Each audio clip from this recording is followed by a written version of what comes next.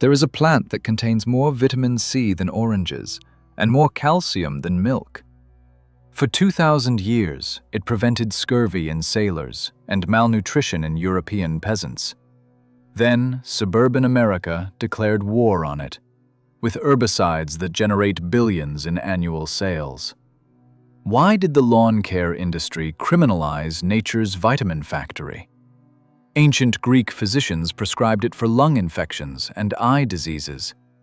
Roman soldiers carried dried bundles on military campaigns. Medieval monasteries cultivated it in healing gardens. Native healers gathered it during harsh winters when other nutrition sources had vanished. Welcome to Buried Yield. If these records matter, subscribe and enable notifications.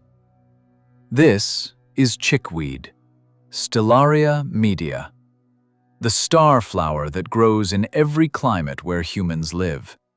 Its tender leaves contain 375% more vitamin C than oranges, 7 times more calcium than milk, 4 times more iron than spinach. Complete proteins with all essential amino acids. This was superior nutrition that grew freely beside every human settlement. Archaeological evidence shows deliberate cultivation alongside grain crops in Bronze Age Europe.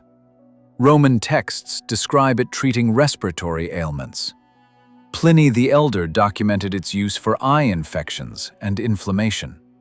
Soldiers gathered fresh leaves to prevent scurvy during continental campaigns. Medieval European peasants relied on it during the hunger gap between winter stores and summer harvests. While nobles imported expensive spices, common people gathered this plant from forest edges. It provided critical nutrition when grain supplies ran low. Traditional midwives prescribed it to increase milk production in nursing mothers.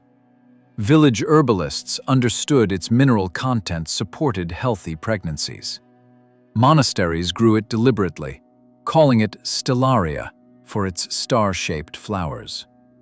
Ships departing European ports loaded dried bundles as anti-scurvy provisions. Sailors mixed it with hardtack to prevent nutritional deficiencies during long voyages. Maritime records show it prevented deaths from malnutrition better than other available remedies. The plant required no cultivation, fertilizer, or pest protection. It grew in disturbed soil around human habitations. It thrived in poor conditions that killed domesticated vegetables. It produced fresh leaves continuously from early spring through late autumn. Traditional preparation was simple. Young leaves could be eaten raw or cooked like spinach. The entire plant was edible from roots to flowers. Families gathered it daily and dried it for winter consumption.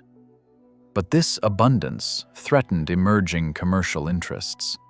A plant that provided superior nutrition without cost could not be controlled, sold annually, or generate recurring revenue.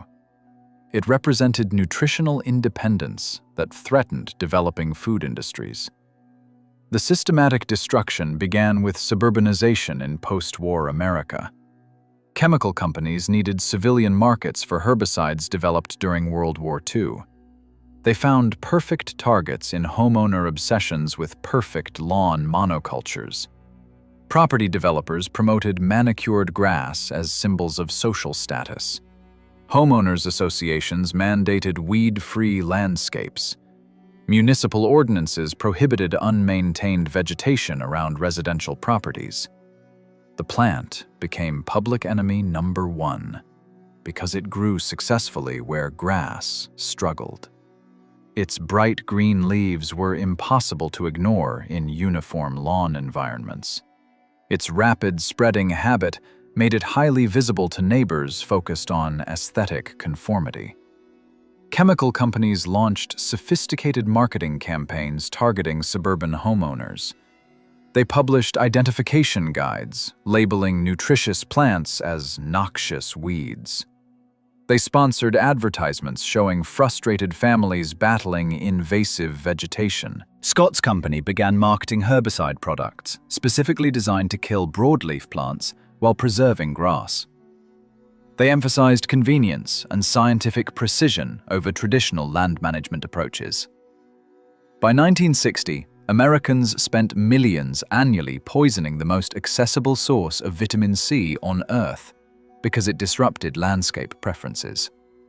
The herbicide industry convinced millions to eliminate free nutrition from their immediate environment. The irony became profound in grocery stores.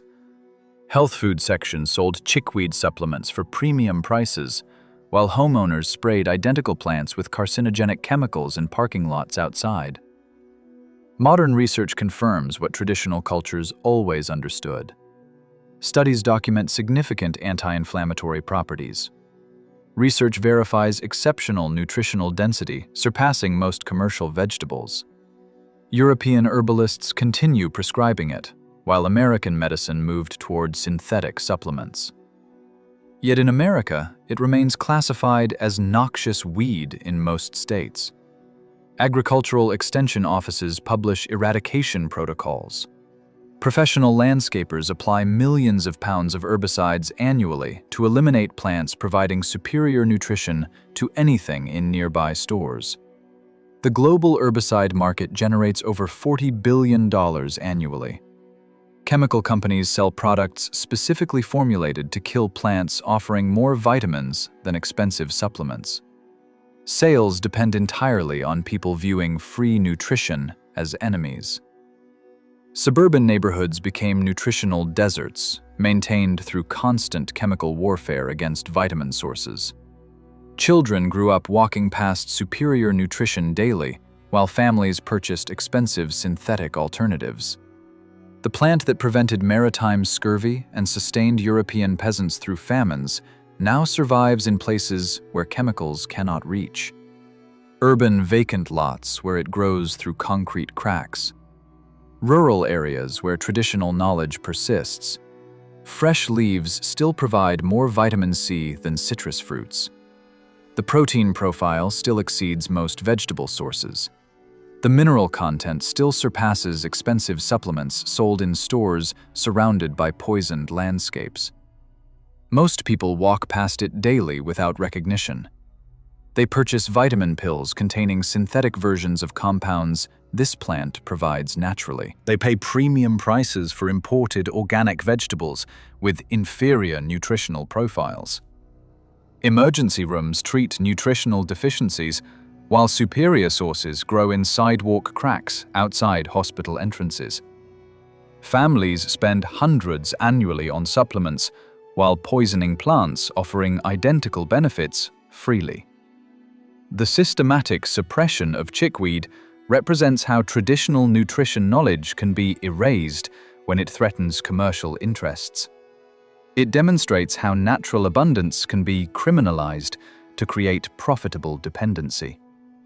The plant that fed sailors across oceans still grows without permission in marginalized spaces. It offers the same nutritional gifts that sustained civilizations for 2 millennia. It provides complete nutrition to anyone willing to remember its value. That generosity is exactly why it had to be eliminated. If this changed how you see plants, history, or power, subscribe to Buried Yield. The next record opens soon.